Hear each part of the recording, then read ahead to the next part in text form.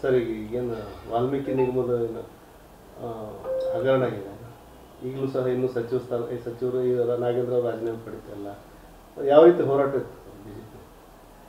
ಹೋರಾಟ ಈಗಾಗಲೇ ಪ್ರಾರಂಭ ಆಗಿದೆ ಎಲ್ಲ ಕಡೆಯೂ. ನಾನು ಒಂದು ಹೇಳ್ತೀನಿ, ಇಮಿಡಿಯೇಟ್ಲಿ ಇಲ್ಲಿ ಹೋರಾಟ ಆಗಿ ಎಲ್ಲ ಆದಮೇಲೆ ರಾಜೀನಾಮೆ ತಗೊಳ್ಳೋ ಬದಲಿ ತಕ್ಷಣವೇ ಸಿದ್ದರಾಮಯ್ಯನವರು ಮಂತ್ರಿ ನಾಗೇಂದ್ರ ರಾಜೀನಾಮೆ ತೆಗೆದುಕೊಳ್ಬೇಕು ಅನ್ನುವಂಥ ಒತ್ತಾಯವನ್ನು ನಾನು ಮಾಡ್ತೀನಿ. ಇಷ್ಟೊಂದು ಪ್ರೈವಾಪೇಶಿಯ ಹಗರಣ ಆದಮೇಲೆಯೂ ಸಹಿತಕ್ಕೆ ಆತ್ಮಹತ್ಯೆ ಮಾಡಿಕೊಂಡು ಮೃತಪಟ್ಟ ಮೇಲೆಯೂ ಸಹಿತಕ್ಕೆ ಇನ್ನೂವರೆಗೆ ನಾಗೇಂದ್ರ ಅವರು ರಾಜೀನಾಮೆ ತೊಗೊಂಡಿಲ್ಲ ಅಂತಂದರೆ ಇದು ಒಂದು ನಾಚಿಕೆ ಗೆಟ್ಟವಂಥ ಸರ್ಕಾರ ಅಂತ, ನಾಚಿಕೆಯಿಲ್ಲದಂಥ ಸರ್ಕಾರ ಅಂತ ಅನ್ನಬೇಕಾಗ್ತದೆ.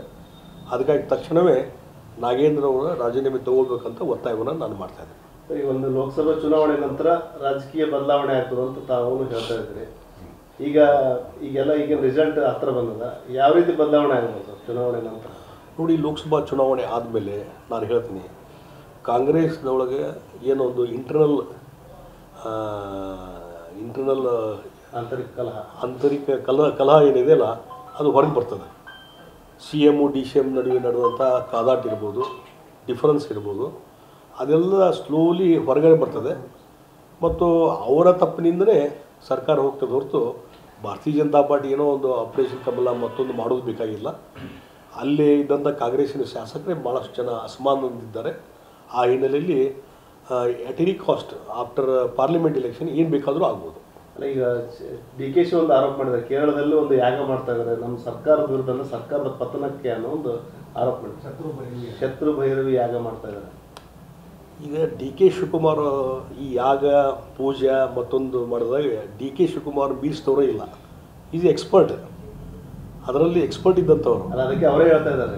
ಅವರೇ ಹೇಳ್ತಾರಲ್ಲ, ಅದಕ್ಕೆ ಕೌಂಟ್ರ್ ಮಾಡಲಿಕ್ಕೂ ಅವ್ರಿಗೆ ಗುರ್ತಿದೆ. ಆ ರೀತಿ ಯಾರಾದ್ರೂ ಮಾಡ್ತಾಯಿದ್ರೆ ಅದಕ್ಕೆ ಪ್ರತಿಯಾಗಿ ಏನು ಮಾಡ್ಬೇಕು ಅನ್ನೋದು ಗುರ್ತಿದೆ DK ಶಿವಕುಮಾರ್ಗೆ. ಹೀಗಾಗಿ ಕೇರಳ ಎಲ್ಲ ಮತ್ತು ಇನ್ನೊಂದು ಎಲ್ಲೇ ಭೂಗತದಲ್ಲಿ ಎಲ್ಲೇ ಒಂದು ಕಡೆ ಹೋಗಿ ಯಾಗ ಮಾಡಿ ಅದನ್ನು ಕೌಂಟ್ರ್ ಮಾಡಲಿಕ್ಕೂ ಅವ್ರಿಗೆ ತಾಕತ್ತಿದೆ DK ಶಿವಕುಮಾರ್ಗೆ.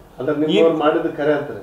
ಅಲ್ಲಿ ನಾ ಏನು ಹೇಳೋದು, ಕರೆ ಐತೋ ಸುಳ್ಳೈತು ಗೊತ್ತಿಲ್ಲ, ಆದರೆ ಈ ರೀತಿ ಅವರು ಹೇಳಿ ಈಗ ತಮ್ಮನ್ನು ತಾವೇ ಒಂದು ರೀತಿ ಕೆಳ ಹಂತಕ್ಕೆ ತೆಗೆದುಕೊಂಡು ಹೋಗಿದ್ದಾರೆ.